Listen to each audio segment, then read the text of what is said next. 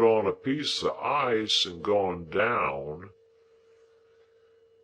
Mrs. Joe made occasional trips with Uncle Pumblechook on market days, to assist him in buying such household stuffs and goods as required a woman's judgment, Uncle Pumblechook being a bachelor, and reposing no confidence in his domestic servant. This was market day, and Mrs. Joe was out on one of these expeditions. Joe made the fire and swept the hearth, and then we went to the door to listen for the chaise cart. It was a dry, cold night, and the wind blew keenly, and the frost was white and hard. A man would die tonight of lying out on the marshes, I thought. And then I looked at the stars and considered how awful it would be for a man to turn his face up to them as he froze to death, and see no help or pity in all the glittering multitude. "Here comes the mare," said Joe, "ringing like a peal of bells." The sound of her iron shoes upon the hard road was quite musical, as she came along at a much brisker trot than usual. We got a chair out ready for Mrs. Joe's alighting, and stirred up the fire that they might see a bright window, and took a final survey of the kitchen that nothing might be out of its place. When we had completed these preparations, they drove up, wrapped to the eyes. Mrs. Joe was soon landed, and Uncle Pumblechook was soon down too, covering the mare with a cloth, and we were soon all in the kitchen, carrying so much cold air in with us that it seemed to drive all the heat out of the fire. "Now," said Mrs. Joe, unwrapping herself with haste and excitement, and throwing her bonnet back on her shoulders where it hung by the strings, "if this boy ain't grateful this night, he never will be." I looked as grateful as any boy possibly could, who was wholly uninformed why he ought to assume that expression. "It's only to be hoped," said my sister, "that he won't be poppied, but I have my fears." "She ain't in that line, Mum," said Mr. Pumblechook. "She knows better." She. I looked at Joe, making the motion with my lips and eyebrows. She. Joe looked at me, and making the motion with his lips and eyebrows. She. My sister catching him in the act. He drew the back of his hand across his nose with his usual conciliatory air on such occasions, and looked at her.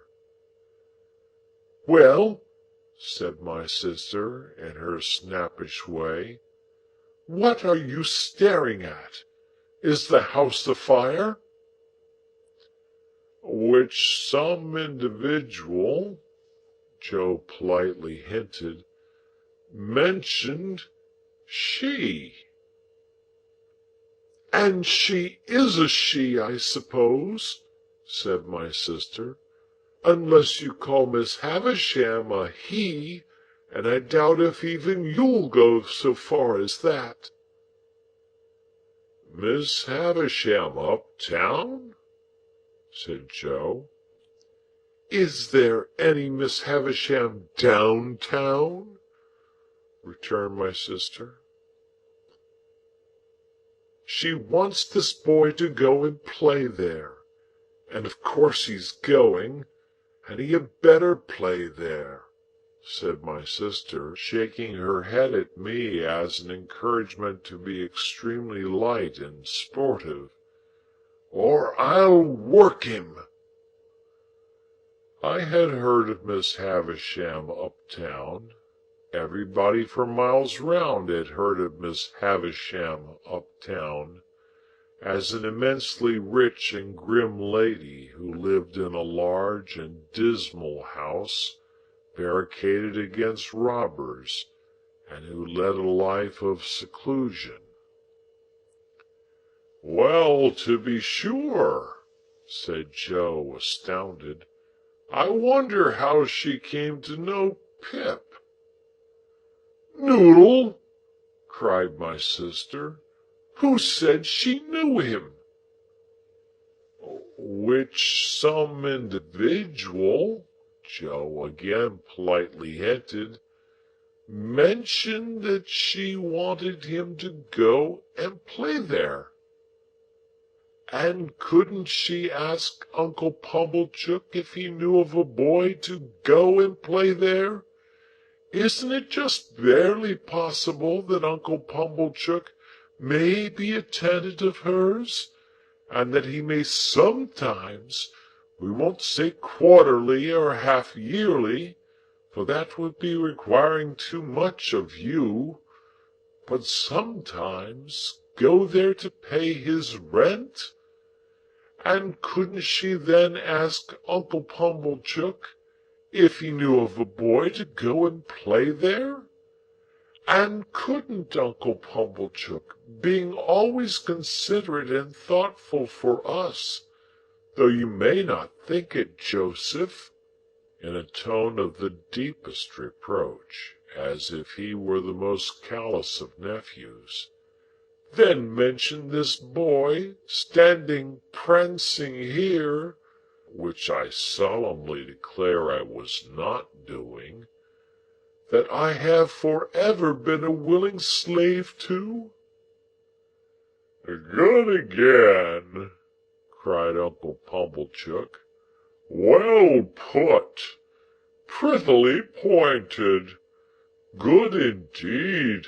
Now, Joseph, you know the case." "No, Joseph," said my sister, still in a reproachful manner, while Joe apologetically drew the back of his hand across and across his nose. "You do not yet, though you may not think it, know the case. You may consider that you do, but you do not, Joseph, for you do not know that Uncle Pumblechook, being sensible that for anything we can tell, this boy's fortune may be made by his going to Miss Havisham's, has offered to take him into town tonight in his own chaise cart, and to keep him tonight, and to take him with his own hands to Miss Havisham's tomorrow morning. And Lora mussy me!" cried my sister, casting off her bonnet in sudden desperation. "Here I stand talking to mere mooncalves, with Uncle Pumblechook waiting, and the mare catching cold at the door, and the boy grimed with crock and dirt from the hair of his head to the sole of his foot." With that she pounced upon me like an eagle on a lamb, and my face was squeezed into wooden bowls and sinks, and my head was put under taps of water butts, and I was soaped and kneaded and towelled and thumped and harrowed and rasped, until I really was quite beside myself. I may here remark that I suppose myself to be better acquainted than any living authority with the ridgy effect of a wedding ring passing unsympathetically over the human countenance. When my ablutions were completed, I was put into clean linen of the stiffest character, like a young penitent into sackcloth, and was trussed up in my tightest and fearfullest suit. I was then delivered over to Mr. Pumblechook, who formally received me as if he were the sheriff, and who let off upon me the speech that I knew he had been dying to make all along. Boy, be forever grateful to all friends, but especially unto them which brought you up by hand. Goodbye, Joe. God bless you, Pip, old chap.